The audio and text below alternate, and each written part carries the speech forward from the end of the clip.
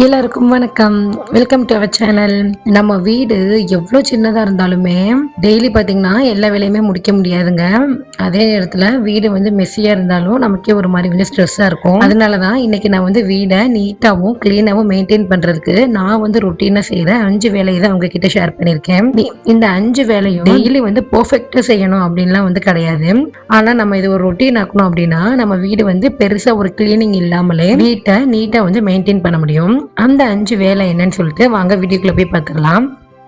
இப்போ ஒரு day start ஆன உடனே பார்த்தீங்கன்னா ஃபர்ஸ்ட் பண்ணுற வேலை பெட்டை வந்து நீட்டாக அரேஞ்ச் பண்ணுறது தான். பெட்டு பாருங்க எந்த ஒரு நிலைமையில இருக்குன்னு. ஸோ அந்த பெட்ஷீட் எல்லாம் கலைஞ்சு போய் பில்லோஸ் எல்லாம் அங்கிட்டு இங்கிட்டுன்னு சொல்லி மாறி பாருங்கங்க. இந்த துண்டை கூட வந்து எங்கள் வீட்டில எல்லாம் பெட்டில் தான் போடுவாங்க. இந்த மாதிரி இருந்ததுன்னா இந்த நம்ம பெட்ரூமே பார்த்தீங்கன்னா ரொம்ப ஒரு மாதிரி ஆக்வர்டாக இருக்கும். ஹஸ்பண்ட்லாம் ஆஃபீஸ் போனதுக்கப்புறம் நான் ஃபர்ஸ்ட் பண்ணுற வேலை வந்து ஸ்ட்ரெயிட்டாக பெட்ரூம் போயிட்டு பெட்டை தாங்க அரேஞ்ச் பண்ணுவேன். இது வந்து ரொம்ப சின்ன வேலை தான், 2 நிமிஷம் கூட ஆகாது. நம்ம அதை விட்டுட்டோன்னு வைங்களேன், அதுவே பார்த்தீங்கன்னா பெட்ரூம்க்கு அவ்வளோ ஒரு மெஸ்ஸியான லுக்கை வந்து கொண்டு வந்துடும். நீங்கள் பெட்டை மட்டும் அரேஞ்ச் பண்ணி பாருங்க, உங்களுக்கு அந்த பெட்ரூமே வந்து ரொம்ப நீட்டாக காட்டும். நான் இந்த மாதிரி எலாஸ்டிக்கில் ஃபிட்டட் பெட்ஷீட் தான் யூஸ் பண்ணுறேன். இப்படி யூஸ் பண்ணோம்னா குழந்தைங்க என்னதான் ஏறி குதிச்சு விளையாண்டாலுமே இந்த பெட்ஷீட் வந்து கலையாது. வந்து ஒரு இன்ட்ரெஸ்டிங்கான விஷயம் என்னன்னு நான் சொல்றேன்.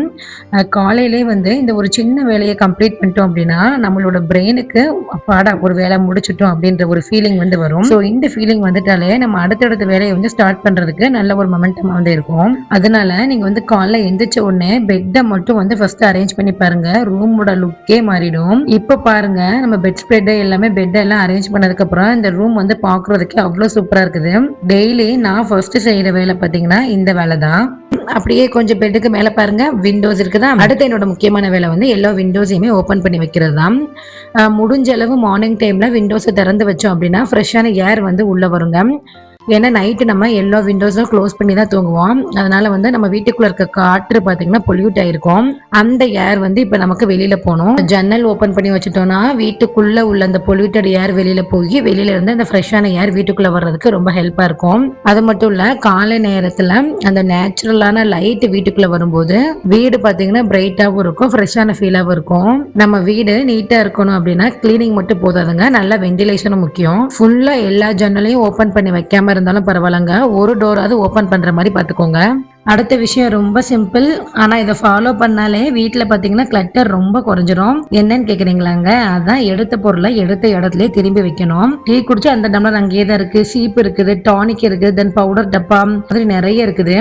இதெல்லாம் நம்ம என்ன பண்ணுவோம், எடுத்துட்டு அப்புறம் வச்சுக்கலாம்னு சொல்லிட்டு வேற இடத்துல வச்சிருவோம். இந்த மாதிரி சின்ன சின்ன பொருள் அங்கங்க வைக்கிறதாங்க நம்ம வீடு மெஸ்ஸியா மாறுறதுக்கு முக்கியமான காரணமா இருக்கும். அதனால ஒரு பொருளை எடுத்துட்டோம் அப்படின்னா முடிஞ்ச வரை யூஸ் பண்ணிட்டு அந்த இடத்துல வந்து வைக்க பழகிக்கணும். இதெல்லாம் ஒரு பெரிய கிளீனிங் வேலையே கிடையாது. பட் ஆனா இது நம்ம டெய்லி பண்ணிட்டே இருந்தோம்னா கிளட்டர் உருவாகாம ப்ரிவென்ட் பண்றதுக்கு இது ஒரு நல்ல ஹேபிட்டா இருக்கும். அதே மாதிரி இந்த டிவி யூனிட்டை வந்து நான் வந்து கொஞ்சம் நீட்டா அரேஞ்ச் பண்ணி வைப்பேங்க. மோஸ்ட்லி இந்த ரிமோட்டு, தென் வந்து சார்ஜரு, அப்புறம் ஹஸ்பண்டோட வாட்ச் எல்லாமே பாத்தீங்கன்னா இங்கதான் இருக்கும். இப்படி இருந்தாலே வந்து ரொம்ப கிளட்டர் ஆகிடும். அதனால தேவையில்லாத பொருள் எதுவும் இருந்ததுன்னா அதை வந்து அந்தந்த இடத்துக்கு மாத்தி வச்சிருவேன். அந்த டிவி பக்கத்துல வந்து எதுவுமே இல்லாம கொஞ்சம் ஸ்பேஸ் விட்டுட்டாதாங்க விஷுவலி வந்து கிளீனாவும் ரொம்ப ஸ்பேஷியஸாவும் தெரியும்.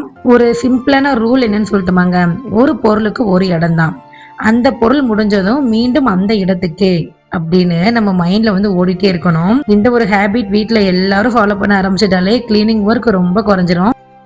அடுத்தது பாத்தீங்கன்னா க்ளோத்ஸ் தான். துணியெல்லாம் வாஷ் பண்ணிடுவோம், பட் ஆனால் அதை மடிக்கிறதுக்கு மட்டும் மனசே வராது. ஆனா என்ன பண்ண, நம்ம தான் மடிக்கணும், வீட்டுல வேற யாரும் மடிக்க மாட்டாங்க.